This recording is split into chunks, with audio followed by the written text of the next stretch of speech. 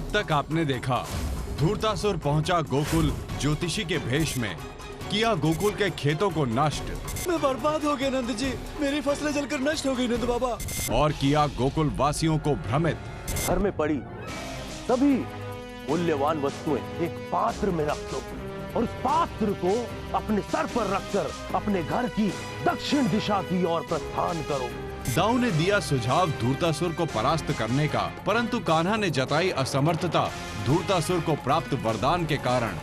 इस बार हमारा शत्रु शक्तिशाली होने के साथ ही चतुर भी है। उधर यशोदा मैया ने बताया कान्हा और मित्रों को माता लक्ष्मी का सत्य। और उसी क्षण माता लक्ष्मी वहाँ से चली गई। हाँ, और तभी तो कहा जाता है, जो भी माता लक्ष्मी को अपने मस्तक पर रखता है उसे माता लक्ष्मी छोड़कर चली जाती है। वहीं गोकुल वासियों ने किया लक्ष्मी आरती का आरंभ करने महालक्ष्मी को प्रसन्न। और दूसरी तरफ दानव धूर्तासुर तैयार है एक नए वार के लिए।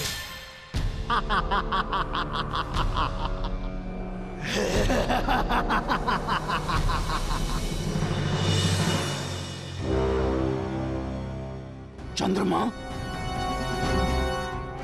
पूर्ण चंद्र के कारण मैं अदृश्य नहीं हो पाऊंगा। मुझे शीघ्र अतिशीघ्र यहाँ से लौटना होगा।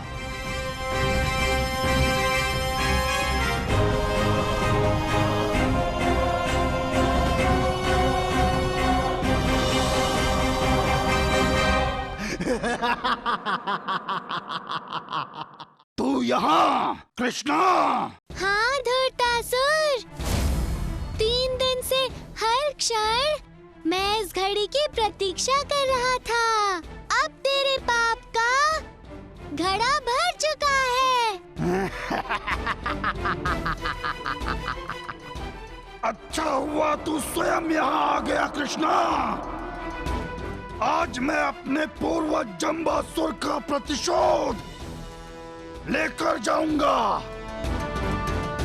सावधान हो जा।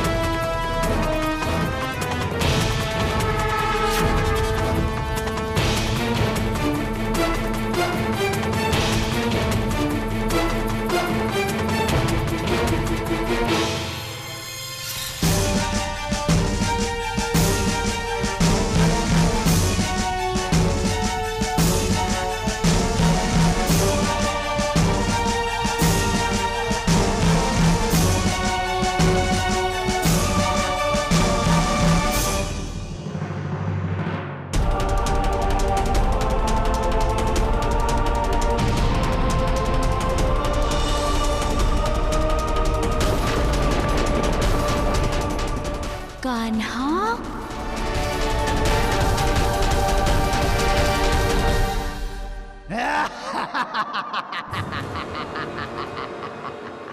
कृष्णा, तेरा अंत आ गया है।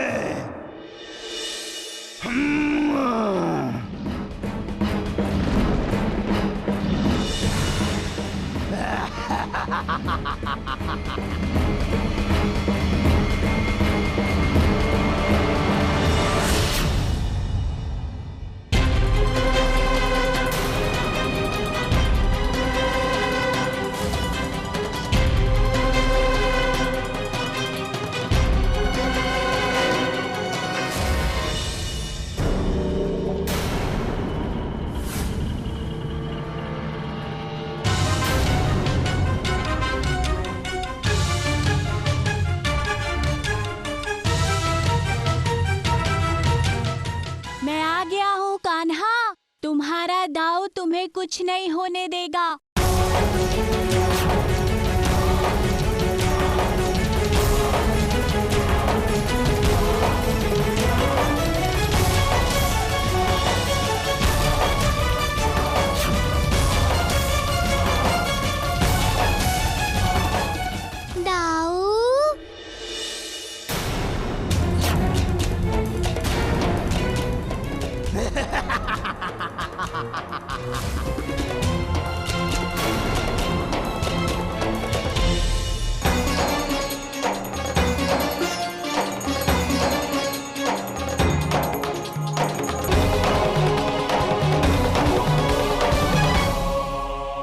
क्या हुआ यशोदा, इतनी व्याकुल क्यों हो?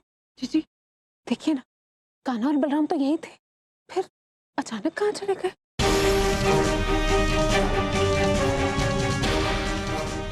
तुम चिंतित मत हो यशोदा, जब तक बलराम और कान्हा एक साथ हैं, उन्हें कुछ नहीं होगा।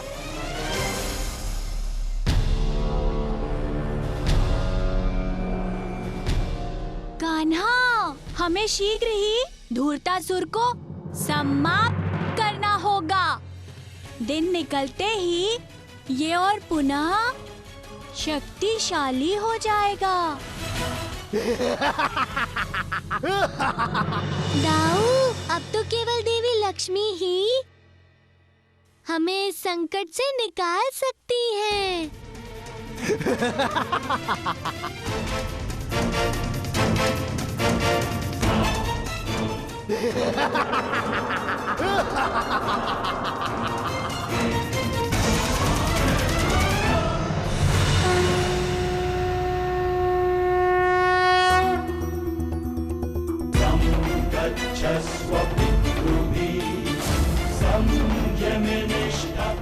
प्रणाम लक्ष्मी माता। देवी लक्ष्मी, हमारी सहायता कीजिए।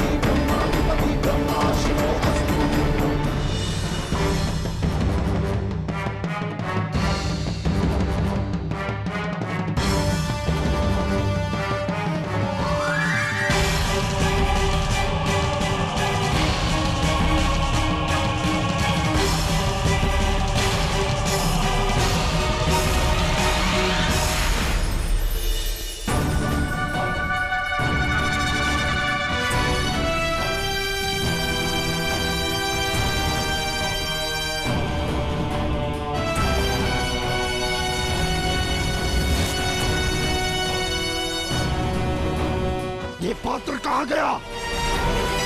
अभी तो यही था।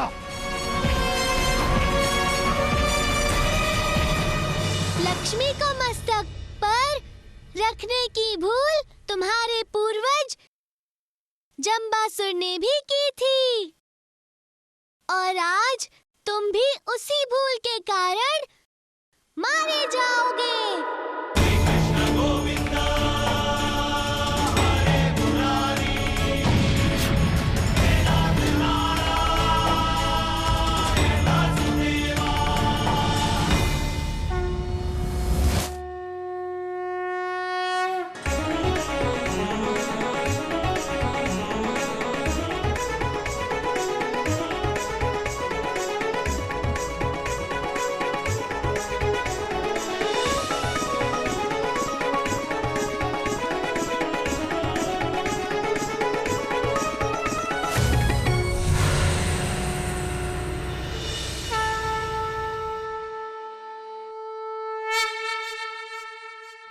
बाबा, देखिए बाबा, हम सारा धन पुनः ले आए। वो ज्योतिषी भाग गया।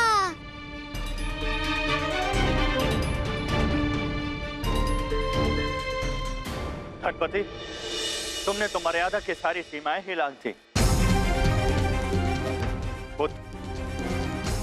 तुम लोगों ने बहुत अच्छा कार्य किया है।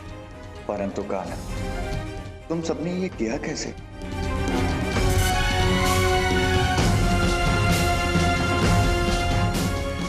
गोकुलवासियों, जाइए, आप लोग अपना अपना धन का पात्र ले लीजिए। भानु सेठ, तुम्हें कड़े से कड़ा दंड मिलना चाहिए। अरे कैसी बातें कर रहे हो चिंतामणि, पागल हो गए हो क्या? और गोकुलवासियों, तुम्हें क्या हो गया है? कितने निर्दयी हो, मेरा उपकार इतनी शीघ्रता से भूल गए। लेकिन मेरा नाम भी सेठ धनुपति है, छोड़ूंगा नहीं तुम सबको, पता है? मेरे पास तुम सबकी भूमि ऋणी है।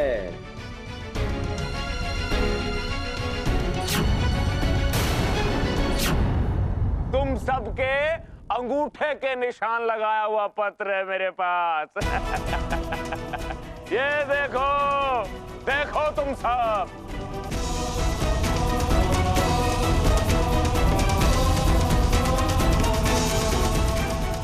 किंतु धनु काका,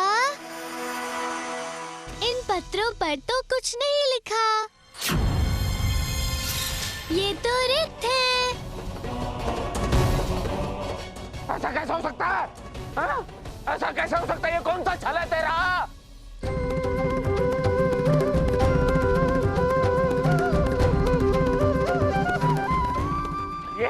ये तेरा छल है ना? तेरी ही माया ये असंभव है। लो मित्रों, अच्छा हुआ सब पहले की भांति ठीक हो गया।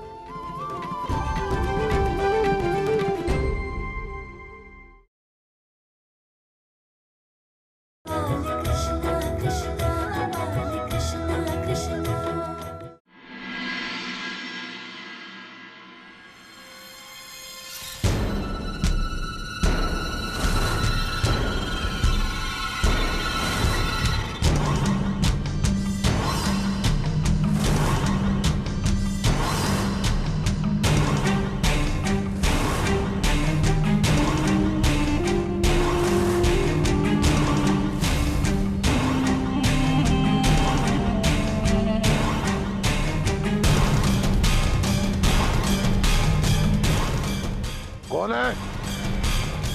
नीचे उतारो मुझे, उन्हें तो टुकड़े टुकड़े कर दूंगा मैं। शीघ्र करो।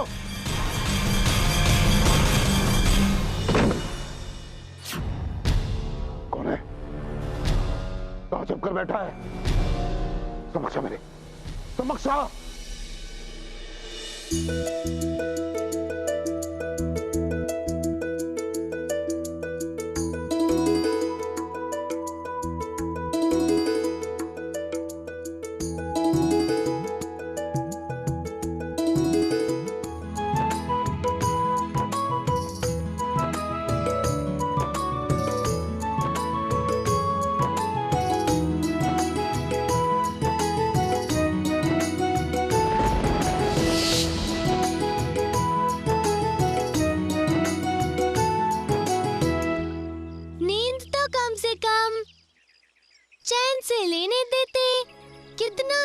स्वप्न था, किंतु ये ध्वनि कहाँ से आ रही है?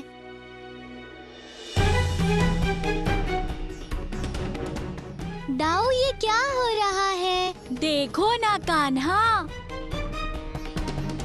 ये धनुपति काका के आदमी जंगल के हरे भरे वृक्ष काट रहे हैं। ये तो अनुचित है दाऊ। ये वृक्ष तो हमें खाने को फल और सोने को ठंडी छाया देते हैं। इन्हें कटवाकर धनु काका अब क्या करना चाहते हैं? सुना है धनु काका कोई यज्ञ अनुष्ठान करवा रहे हैं। लगता है अपने कार्यों का प्रायश्चित करना चाहते हैं वो।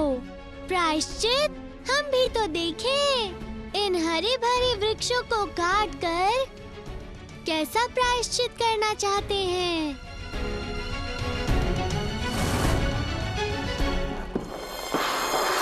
क्या हुआ महाराज? आप इतने क्रोध में क्यों हैं? मन तो कर रहा है कि इस क्षण तेरा सर धड़ से अलग कर दूं। गुरु शुक्राचार्य ने मुझे बताया कि तू मेरे काल का अंत करने के लिए किसी शक्ति का आह्वान कर रहा है। जो वही करना चाहता है जो तू सदैव करता आया है। मेरे मन के भय को और भी अधिक प्रबल करना चाहता है तुम? उत्तर दे। वो आ गया महाराज। कौन आ गया है? महाराज, भय और उसका भाई। कौन भय? कौन उसका भाई? कौन?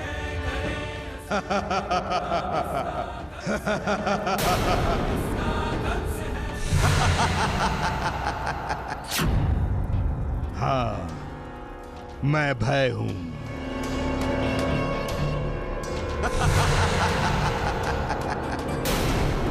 जब भय की शक्ति द्विगुणित हो जाती है तब महाभय उसके साथ होता है।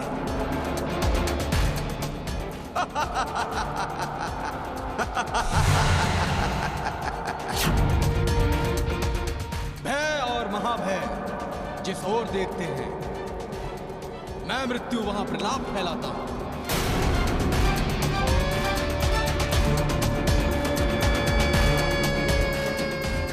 भय, महाभय, मृत्यु।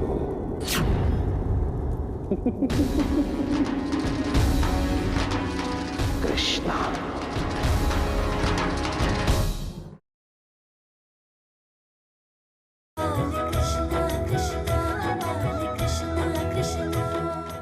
ओम त्र्यंबकं यजामहे सुगंधिं पुष्टिवर्धनम् उर्वारुक्मीव बन्धनान् मृत्योर्मुक्षीयमामृतात् स्वाहा।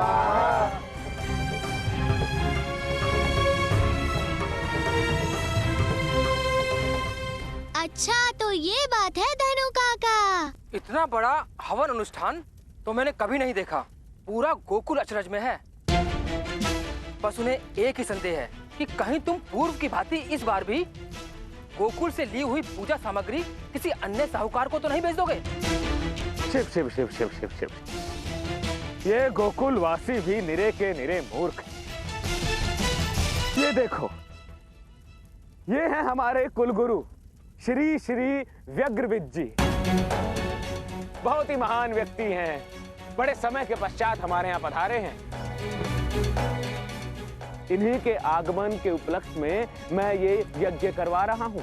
मैं तो अपने सारे कर्मों का पश्चाताप कर रहा हूँ।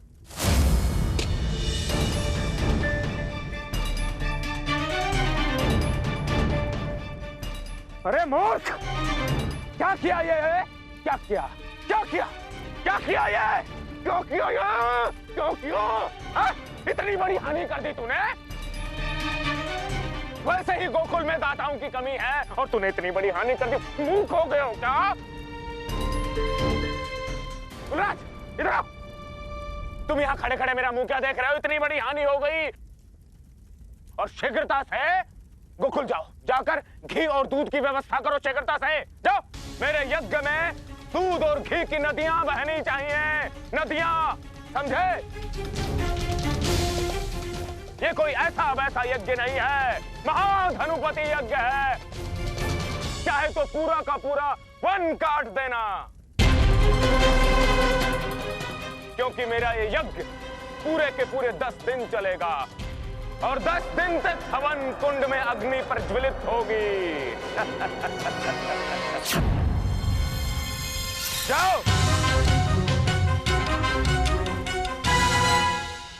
भोले भाले गोकुलवासी और ये चालाक धनु काका कभी नहीं बदलेंगे। वन के वृक्ष इसीलिए काटे जा रहे हैं। हमें वृक्षों को बचाना चाहिए, अन्यथा सारा का सारा वन समाप्त हो जाएगा। फिर हमें मीठे फल कैसे मिलेंगे कान्हा?